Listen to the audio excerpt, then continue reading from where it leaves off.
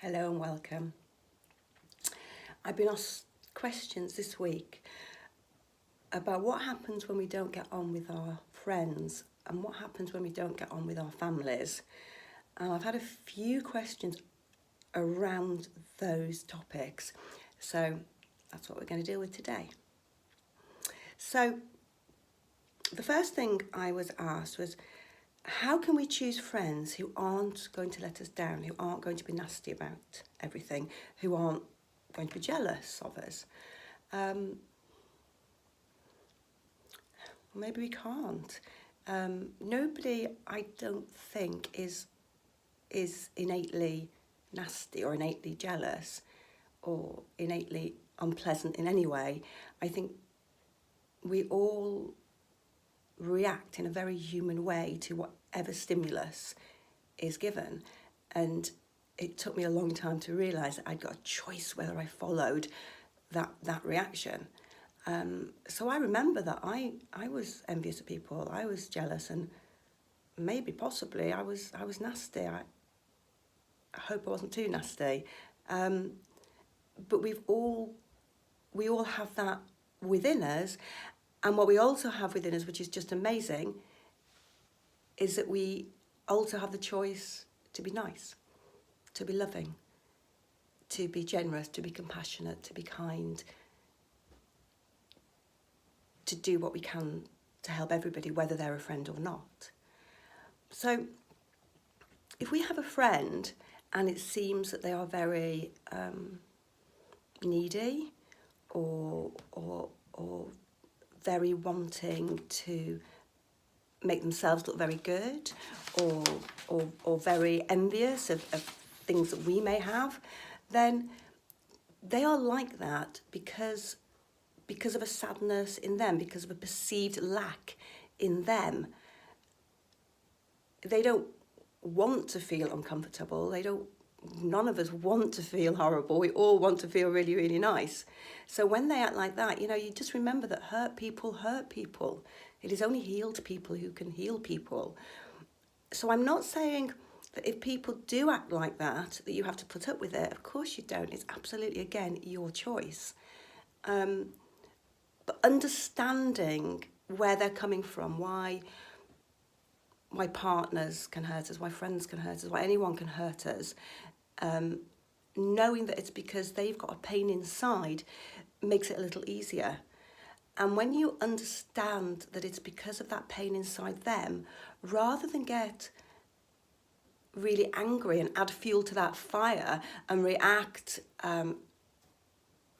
with defensiveness, if we can just act with understanding and come from a place of love, a place of compassion, a place of peace, then usually their anger dissipates really quickly. And if it doesn't, we cannot be responsible for any other adult's life. I would love everybody to be happy. I would love everybody to know what I know, but not everybody is quite ready to know that yet. But it isn't my responsibility to act as a punchbag, to act as a doormat. So if coming from a place of love and treating them with respect just isn't working, then when I'm attached to my inner calm, my inner wisdom, the love that is with us, inside us all, when I'm connected in that place, I know all the answers.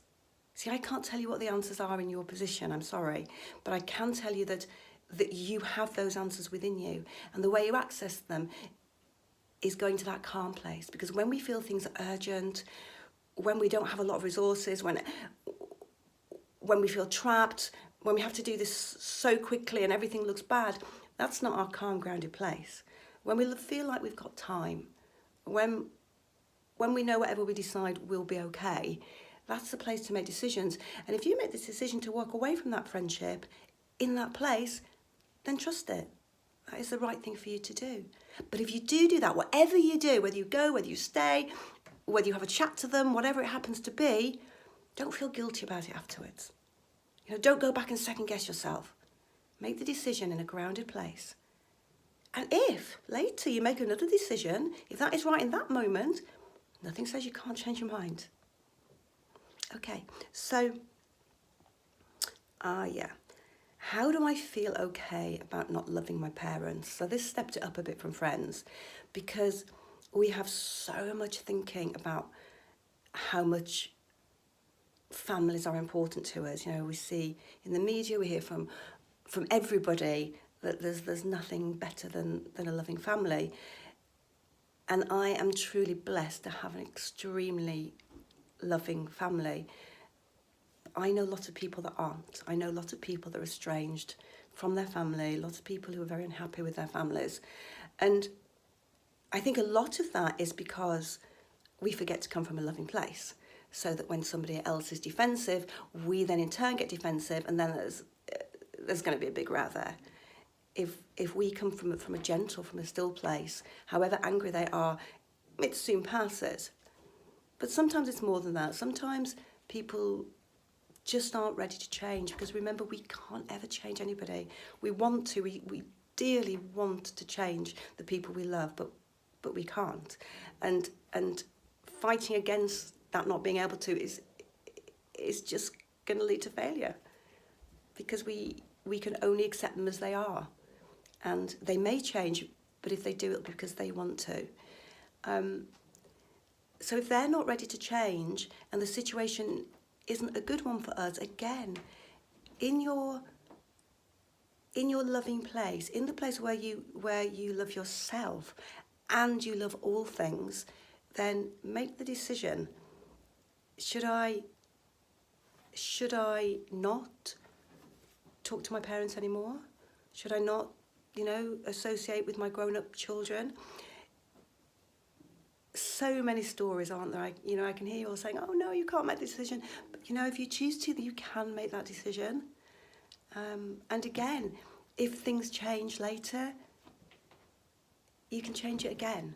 And that really is up to you.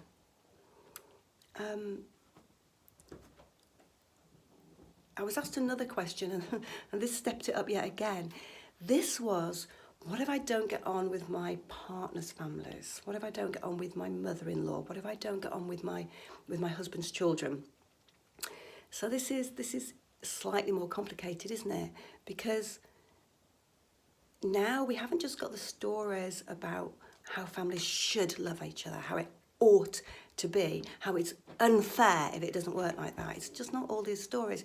You've now got your partners, or whoever we're dealing with, their stories as well. So maybe, I don't know, maybe you just don't get on with your daughter's husband, for instance. All these things, they've got all the stories about how you should be behaving. So if you don't get on with your mother-in-law, not only have you got that to work out, but also your husband has got all his stories about how a wife should be, what the relationship should look like. Again, I urge you to come from a loving place, to be understanding, to know why people behave like they do, to react like they do. But at the end of the day, if that person isn't changing and they're really doing not nice things, which might be affecting, other members of your family maybe, then when you're calm, when you're peaceful, when you feel grounded, make a decision. Maybe make some ground rules. Maybe have some lines that can't be crossed, and then in that calm place, and when your partner is in a calm place too, have that conversation if it's possible. I wish you all lots of love this week in all your relationships and in all that you do. Bye.